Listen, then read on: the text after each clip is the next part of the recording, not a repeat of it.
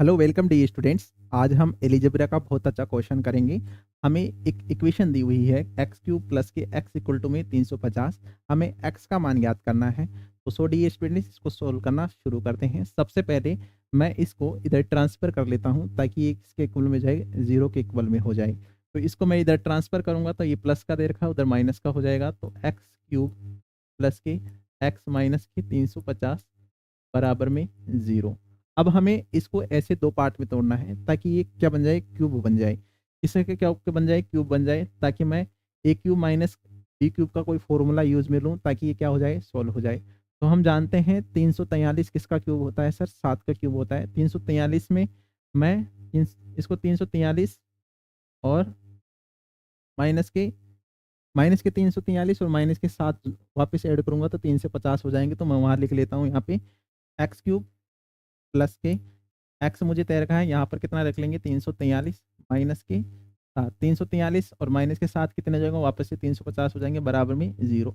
मैं इसको यहाँ इधर इसके पास में लिख देता हूँ एक्स क्यूब माइनस, ये हम जानते हैं किसका क्यूब होता है, 7 का क्यूब होता है, तो 7 का क्यूब रख लेते हैं, प्लस उधर एक्स दे रखा है माइनस के 7 बराबर में जीरो।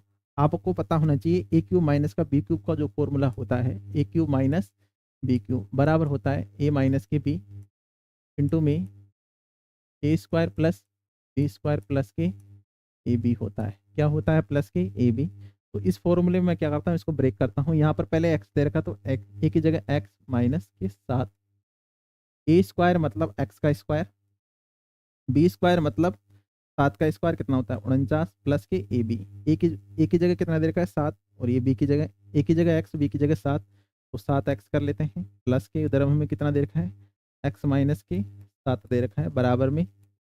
यहाँ पर देखेंगे एक्स माइनस के साथ यहाँ पे भी है, एक्स माइनस के साथ यहाँ पे है। एक्स माइनस के साथ क्या ले लेता हूँ, कॉमन ले लेता हूँ। तो एक्स माइनस के साथ मैं कॉमन लूंगा यहाँ से, तो यहाँ पर कितना बचेगा हमारे पास एक्स स्क्वायर प्लस, यहाँ पर 49 बचा हो तो 49 लिख लेते हैं, प्लस के 7 एक्स प्लस के, यहाँ पर पूरा पार्ट कॉमन आ चुका है, तो यहाँ पर कितना बचेगा सर, एक बचेगा, बराबर में जीरो। बराबर में क्या हो गया, जीरो। तो वहाँ पर देखिए कितना दे रखा है एक्स माइनस के 7, और इधर क्या दे रखा हमें एक्स स्क्वायर।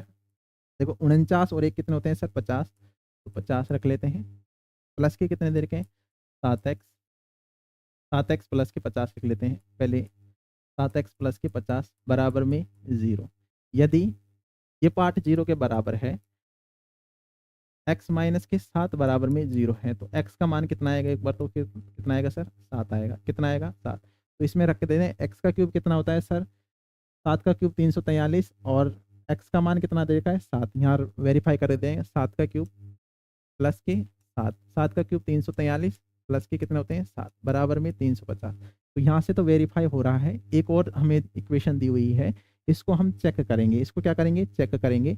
और चेक करने के लिए क्या दे रखा है एक्स स्क्वायर प्लस के 7 एक्स प्लस के 50 बराबर में जीरो, बराबर में जीरो। यहाँ से सोल्व करने के तीन मेथड होते हैं, या तो आप द्विघात समीकरण को गुणनखंड विधि से कर सकते हैं, पूर्ण वर्ग विधि से कर सकते हैं, या फिर आप त्रिधाचार्य यूज कर सकते हैं। लेकिन आपको ये चेक करना पड़ेगा कि इसमें मूलों की प्रकृति कैसी है, मूलों की प्रकृति है या नहीं है, इसका जो मान आएगा वो कैसा है। तो हमने डी का मान ज्ञात करना, विविक्त कर ज्ञात करेंगे।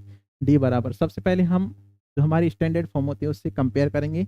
यहाँ पर कुछ नहीं दे रखा तो एक दे रखा है, तो ए बराबर कितना दे रखा है एक, बी बराबर कितना दे रखा है, इसके साथ कितना दे रखा है 7, और सी बराबर कितना दे रखा है 50 दे रखा है। सी बराबर कितना दे रखा है 50।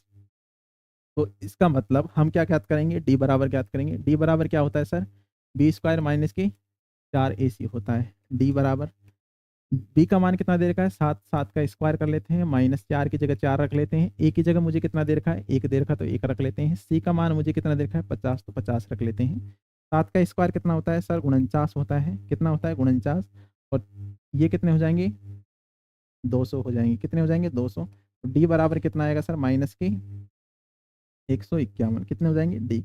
अब चूंकि डी का मान कितना आ रहा है, नेगेटिव आ रहा है, तो जब भी नेगेटिव में कोई संख्या होती है तो इसका मतलब उसका कोई वैल्यू नहीं होती, उसके कोई भी मान नहीं होता है। तो आप ध्यान रखिएगा, जब इसका मान, इसका मान बी